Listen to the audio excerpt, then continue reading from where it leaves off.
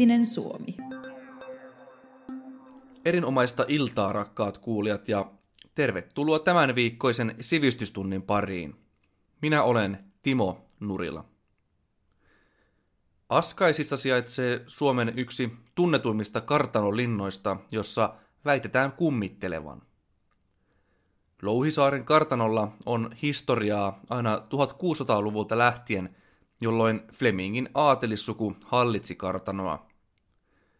Myöhemmin kartanoa hallitsi Mannerheim-suku ja perimätiedon mukaan myös marsalkka Mannerheim on syntynyt Louhisaaressa. Läpi historian ihmiset ovat kokeneet erilaisia paranormaaleja ja selittämättömiä ilmiöitä.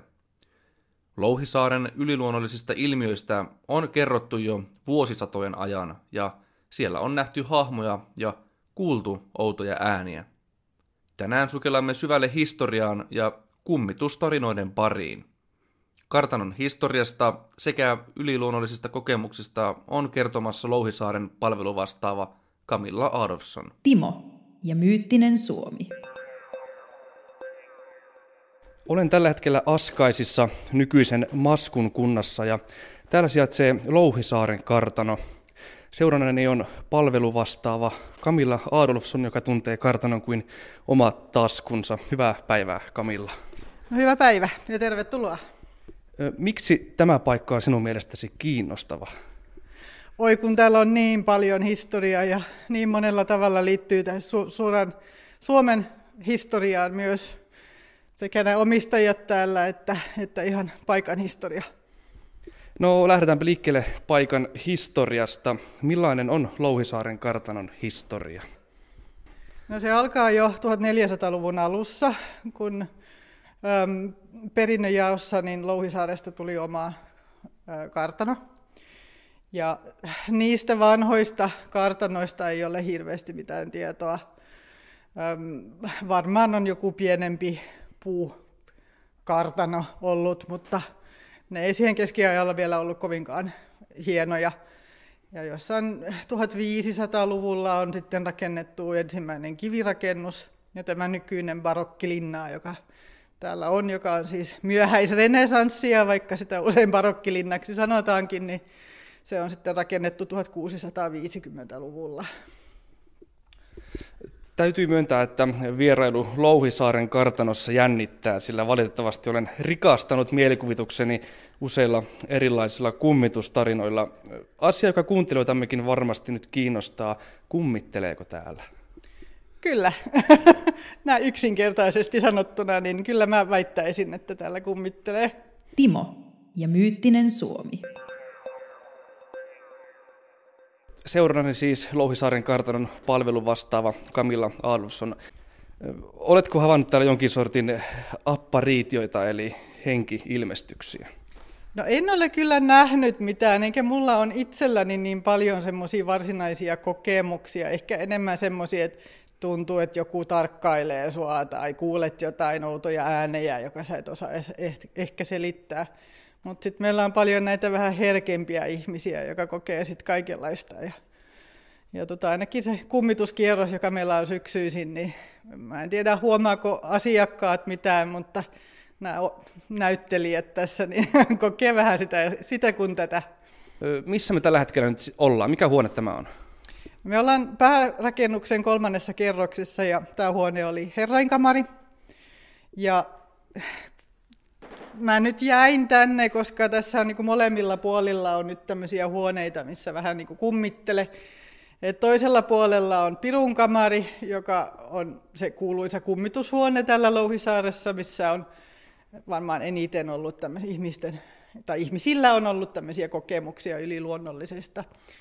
Ja on ollut jotain vanhoja tarinoita siitäkin. Ja sitten taas toisella puolella tässä on tämmöinen pieni välikkö, ja siinä on myös tämmöinen pieni kaappi, ja sen kaapissa niin kerrottiin, että tämä yksi Fleming olisi sulkenut vaimonsa, kun lähti pois täältä, ettei miehet sitten tuli ja oli hänen kanssaan, ja hän oli niin mustasukkainen. Ja sitten palvelijat antoi hänelle ruokaa siellä kaapissa, kun siellä on pieni ikkuna, että saa annettua se ruokaa sitten läpi. Ja tarinan mukaan hän oli kerran lähtenyt pois sitten täältä ja unohtanut sanoa palvelusväelle, että vaimo on taas siellä kaapissa ja vaimoparka oli sitten nääntynyt nälkään sinne. Ja siitä syystä sanotaan, että hän kummittelee nyt siellä. No sä mainitsitkin siinä Flemingin ja ilmeisesti myös Mannerheimin sukua tätä asuttanut. Osaatko kertoa näistä suvun historioista vähän enemmän? Joo, tämä kartano tuli Flemingien omistukseen avioliiton kautta 1400-luvun puolessa välissä. Ja he omisti Louhisaaren sitten 1700-luvun loppuun asti, milloin sitten taas Mannerheimit tulivat tänne omistajiksi. Ja jos Flemingit oli tällä noin 350 vuotta, niin Mannerheimit olisi taas vähän yli 100 vuotta. Eli 1900-luvun alussa tuli sitten taas uusi omistaja. Eli Hannus-niminen mies osti Louhisaaren ja hänen tyttärensä Inkeri Hovinen oli sitten viimeinen omistaja. Et sen jälkeen 60-luvun alusta lähtien tämä on kuulunut valtiolle. Pitääkö siis paikkaansa, että itse Marsalkka on syntynyt tässä talossa? Se pitää paikkaansa. Hän on syntynyt tässä itse asiassa ihan viereisessä huoneessa niin 4.6.1867. Timo ja myyttinen Suomi. Seurannani siis Louhisaaren kartanon palvelun vastaava Camilla Adolfsson. Miten itse sait alun perin tietoosi, että tässä kartanossa on koettu yliluonnollisia asioita? No ensimmäinen tietenkin on tämä tarina, joka kerrotaan kaikille asiakkaille kierroksellakin, että tästä naisesta, joka on jäänyt siihen kaappiin. Sitten kesti kyllä aika kauan, kun vaikka täällä olen monta vuotta ollut töissä, niin en mä niin oikein huomannut mitään tai havainnoinut mitään. Mutta sitten alkoi kaikki erilaiset yliluonnollisten tutkijat esimerkiksi kiinnostumaan täältä. Ja sitten aina välillä täällä käy sellaisia ihmisiä, jotka ovat herkkiä medioita. Ja nekin kertoo asioita ja sitten enemmän kuin ne sorkkii, niin sitten sen enemmän ne rupeaa tapahtumaankin ympärillä. No pitäisikö meidän nyt jatkaa jonnekin huoneeseen ja sitten voisit kertoa siitä vähän lisää? Mihinkä? Mennään vaikka tähän kuuluisaan pirun kamariin. Mennäänpä sinne. Eli tämä on siis pirun kamari. Mistä tämä kammottava nimi tälle huoneelle tulee? Hieno huone ja kammottava nimi, mutta se itse piru ei kyllä ole oikeasti piru, vaan hän on tämmöinen seinään maalattu satyyri, eli Kreikan mytologiasta tämmöinen hahmo, mutta ilmeisesti palvelusväki täällä on ajatellut, että kyllä näyttää ihan pirulta, kun on sarvet päässä, niin siitä se nimi sitten on ilmeisesti tullut. Ja tämä on semmoinen huone, että täällä sanotaan aina, että täällä on hyvin tämmöinen negatiivinen energia, sanoo jotkut. Ja täällä on kuulunut ääniä tästä huoneesta. Meidän omia oppaitakin on tällä kokenut kaikenlaista. Yksi sanoi, että on kuulunut ihan askelmia. Ja sitten tässä on tämän ja sen seuraavan juhlasalin välissä on tämmöinen ovi, joka on yhden oppaan läsnä ollessa on mennyt ihan itsestään kiinni. Tämä on ehkä nyt sit se aktiivisin huone tässä. No, mä luin aikaisemmin, että onko juuri tämä huone, mihin oli muurattu puoliksi joku nainen sisällä. Onko tämä nyt oikea paikka? Se on kyllä oikea paikka, juu. Täällä keskellä huonetta on tämmöinen pilari vai mitä sitä nyt sanottaisiin, eli se oikeasti piippu, mutta on kuviteltu, että just tähän kohtaan niin sinne oli sitten muurattu tämä nainen. Mutta sekä tämä että se kaappikummitus, niin nämä on hyvin tyypillisiä kummitustarinoita kartanoilta. Etenkin Itä-Euroopassa on paljon tämmöisiä samantyyppisiä tarinoita kerrottu, ja ihan tässä lähellä on myös Kankaisten kartano, missä kerrotaan tasan samaa tarinaa, että voisin kuvitella, että nämä on tämmöisiä tarinoita, mihin ei oikeasti niin kuin liittyy mitään totuutta, mutta en minä tiedä, mutta tyypillisiä kummitustarinoita 1800-luvulla kerrottiin ainakin tämmöisiä. No mainitsikin noin 2 henkilöä. Ketkä muut täällä kummittelevat? No niistä muista meillä ei ole hirveästi tietoa. Yksi mun kummituskierroksen työntekijöistä oli siellä 3. kerroksen hallissa nähnyt mies istuvan keskellä kummituskierrosta. Kun hän käveli ohi, niin hän meni sitten pois Ja sitten tuli takaisin, kun hän ajatteli, että ei sinne nyt voi ketään asiakasta jättää. Mutta ei siellä sitten ollutkaan ketään. Ja sitten ei kestänyt kovinkaan montaa kuukautta, tuli taas toinen tämmöinen vähän herkempi ihminen, joka sanoi, että hänellä on ihan semmoinen fiilis, että täällä on joku. Ja molemmat sanoivat ihan toisestaan tietämättä, että miltä se ukko näyttää. Ja se oli aika jännittävää. Ne ei tunne toisiaan, ne ei tiedä kuka toinen on ja ne ei ole kuullut tätä tarinoita, mutta kertoo ihan samantyyppisiä juttuja. Sehän kuulostaa jännittävältä. Usein kerrotaan, että henkimaailma on aktiivisimmillaan yöaikaan. Oletko itse yöpynyt tässä talossa? En ole tässä talossa yöpynyt ikinä, mutta mä oon asunut montaa vuotta tässä ihan naapurissa. Et kun mä oon museohoitajana sillä nimikkeellä, niin asuin täällä kauan. Sitten täällä en tiedä, kummitteleeko täällä sitä yhtään enemmän sitten yöllä kuin päivisin, en osaa sanoa. Onko kummitukset käyneet naapurissa? Kyllä, siinä vanhassa talossakin oli joku kummitus. Selvä. Jatketaanko matkaa seuraavaan huoneeseen? Timo ja myyttinen Suomi. Eli tämä on siis Marskin syntymähuone. Juu, nyt ollaan siinä huoneessa, jossa sanotaan, että ainakin perimätiedon mukaan Marsalkka olisi syntynyt tässä huoneessa. Ja tämä on sen verran niin kuin erikoinen, että vaikka tällä 1600-luvun huoneissa 3. kerroksessa, eli siis kaikki on 1600-luvun asuun laitettu, niin tämä huone edustaa sitten Mannerheimien aikaa, eli 1800-luvun puolessa välissä on sitten tämä huone sisustettu. Ja täällä on tapetteja, joka on myös siitä ajalta, ja saa jonkinlaisen kuvan sitten siitä, että miltä tämä 3. kerros näytti Mannerheimien aikana. Eli voisi siis kuvitella pienen Marskin leikkinen tässä huoneessa? No, mahdollisesti. Hänen lapsuudessa niin isällä oli huoneet tässä 3. kerroksessa. Eli tämä oli silloin hänen ehkä joku työhuone vähän. Ja sitten tässä viereisessä olevassa isossa makukamarissa, niin siinä oli sitten hänen varsinainen huone. Me ei tiedetä niin tarkkaan, että mihin nämä huoneet on käytetty ja miltä ne on näyttänyt ennen vanhaa, kun meillä ei ole niin paljon tietoa jäänyt. Tietenkin Suomen historiassa, kun sattuu ja tapahtuu, niin 1700-luvun alussa isovihan aikana niin venäläiset ryösti Louhisaareen ja silloin tuhoutui kaikki arkistot. Ja sen jälkeen ne siirrettiin Turkuun, että ne olisi siellä turvassa ja siellähän ne sitten Turun palossa paloi 1827. Hiukan on haastava sitten tietää, että mitä on näissä huoneissa ollut ja miltä ne on oikeasti näyttänyt. No, onko tässä rakennuksessa jokin huone selkeästi kaikkein aktiivisin näille yliluonnollisille tapahtumille? No se on varmaan se Pirun kamari, sanoisin.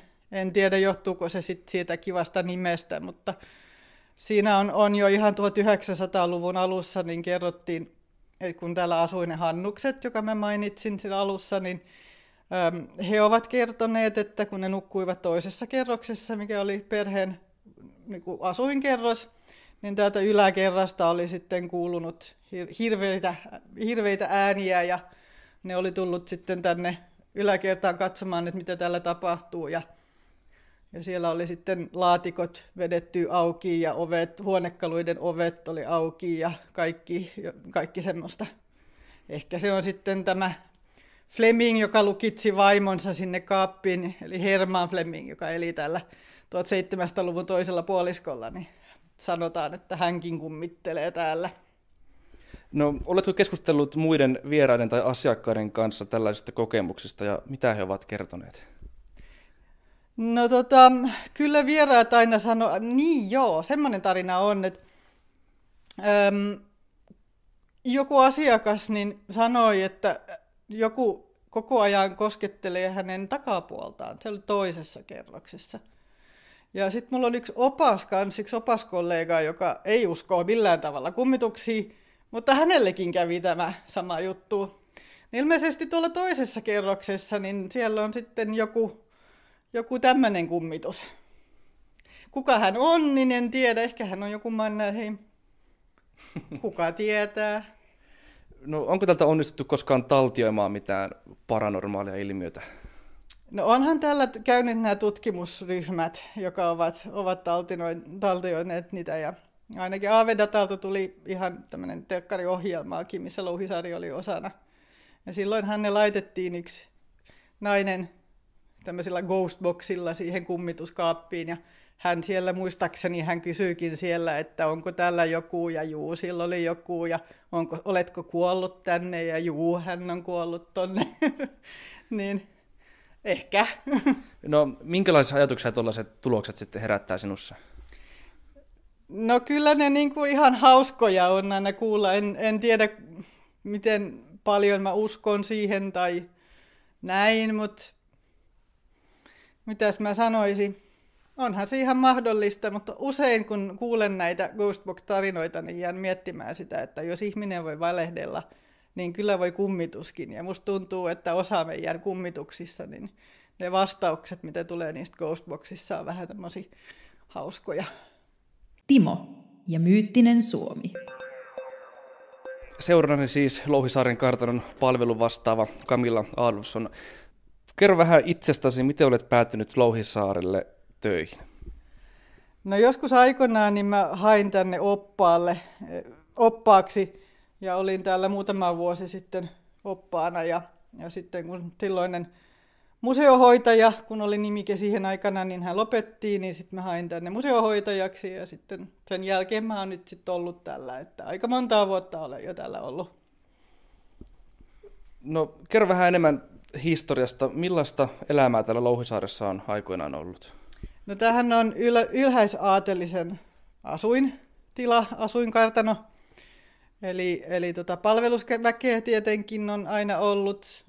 Louhisaari on käytetty ehkä enemmän kesäasuntona. Et jos aloitetaan 1600-luvun puolesta välistä, milloin Herman Fleming rakensi tämän nykyisen rakennuksen tänne, niin hän oli oikeasti vain Tukholmassa Ruotsissa.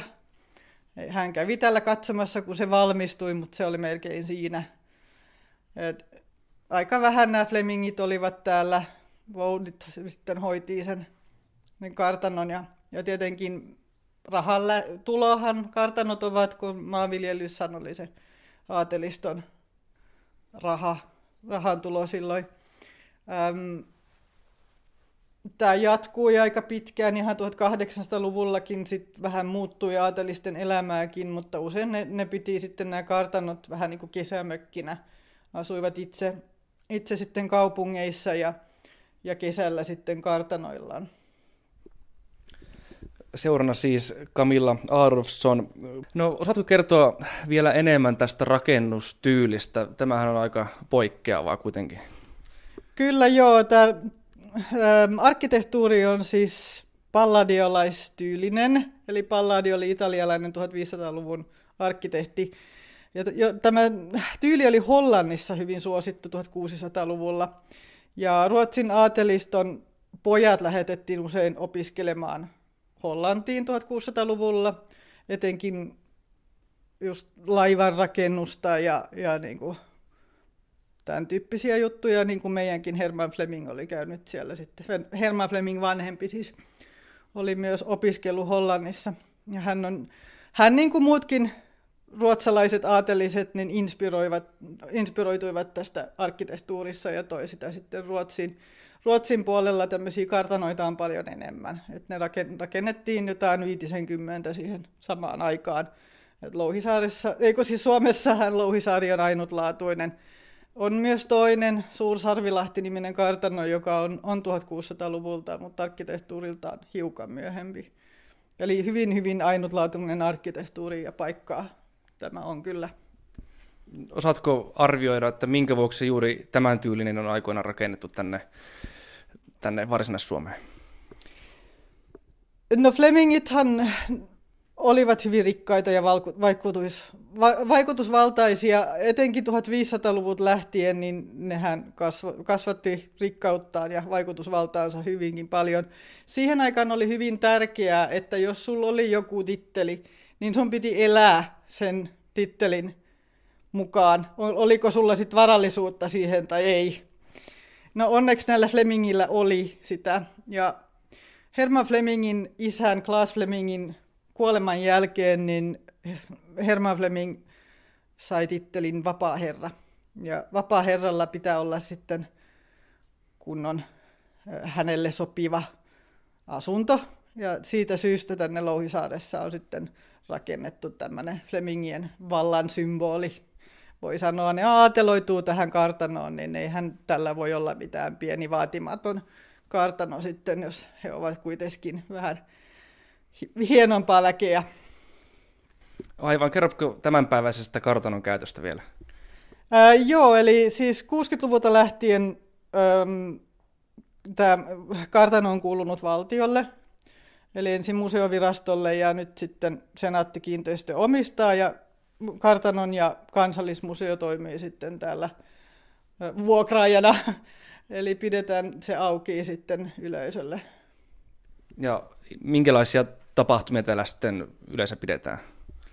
No tietenkin kesällä on ihan opastuskierroksia ja muitakin tapahtumia on. Nyt on kevätmarkkinat tulossa ja tämmöistä, mutta sitten taas syksyisin on kummituskierrokset ja tänä vuonna tulee myös yksi uusi kierros, joka on nytkin ihan myynnissä jo. Se ei ole nyt varsinainen kummituskierros, mutta sitten kerrotaan Louhisaaren elävistä ja kuolleista, niin se on vähän tämmöinen kummituskierros light, joka soveltuu myös nuorille. Timo ja myyttinen Suomi. Seurana siis Camilla Adolfsson. Osaatko yhtään arvioida, että miksi usein tällaiset kummitustarinat liitetään usein kartanoihin ja vieläpä varakkaiden historian henkilöiden asumuksiin?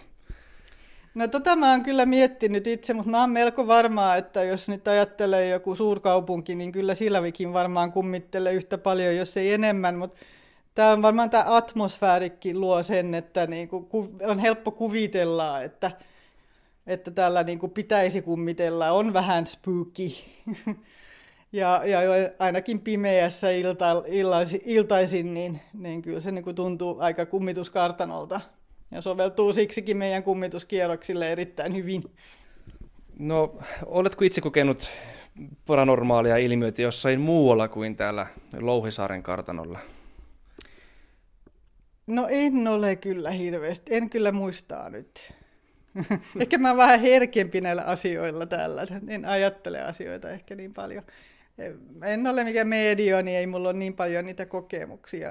Enemmän se on just tämmöisiä, kun mä sanoinkin, että tuntuu sillä, että joku tarkkailee. Ja kerran mä tunsin kummituskierroksella, kun mä oon tämmöinen taustapiru täällä, niin mun käsi tuntui oikein kylmältä. Ja mä sain ihan semmoinen fiilis, että kun mulla on pieni lapsi, joka pitää mut kädestä. Tietenkin tämä voi olla ihan mun niin jotain harhoja, mutta se oli oikein jännittävä kuitenkin. Mun toinen käsi oli ihan kylmä. Mutta mikä se tunnelma silloin on, kun sä tunnet tuollaista? Tekeekö ne meidän lähteä juoksemaan karkuun? Ei oikeastaan, ei.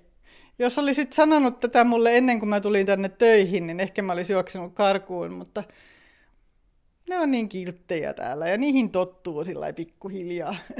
Että ei oikeasti ole pelottava ollenkaan, vaikka voi olla, että mä juoksen karkuun, jos mä näin joku kummitus tulemaan vastaan, mutta ei ainakin tämmöisistä tilanteissa, kun sä et oikein itsekään tajua, että onko tämä nyt ihan vaan joku harhaa vai? No, suomalaisessa kansankulttuurissahan tällaisia kummitustarinoita on useitakin ja tunnetuin varmasti on Ylöjärvellä tapahtunut Martinin pirut, jossa tavarat ja puukot lenteli pitkin asuntoa. Onko täällä lennellyt tai muuten tavarat vaihtanut paikkaa? Ei oikeastaan, ei. Eli täällä on pelkästään sellaisia tuntemuksia pelkästään? Joo, jotkut ihmiset väittää, että ne on jotain nähnyt, jotain hahmoja tai tämmöistä.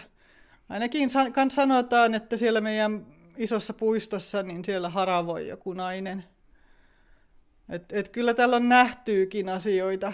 Ja mä tiedän, että on ihmisiä, joka on myös pihalla niin kuulunut, kun täällä linnan sisällä soi musiikkia. Ja ne tiesi, että täällä ei ollut ketään paikalla. No jos nyt kuuntelijana joku extreme-tyylinen henkilö, onko täällä esimerkiksi mahdollista yöpyä täällä talossa? Valitettavasti ei. Tämä on valtion museo ja me ei voida jättää ihmisiä tänne yöpymään. Kiva sehän varmasti olisi kyllä ja monet kysyykin tätä mahdollisuutta, mutta valitettavasti ei pysty. Camilla Adolfsson, haluan tässä vaiheessa kiittää erittäin lämpimästi tästä haastattelusta. Kiitos.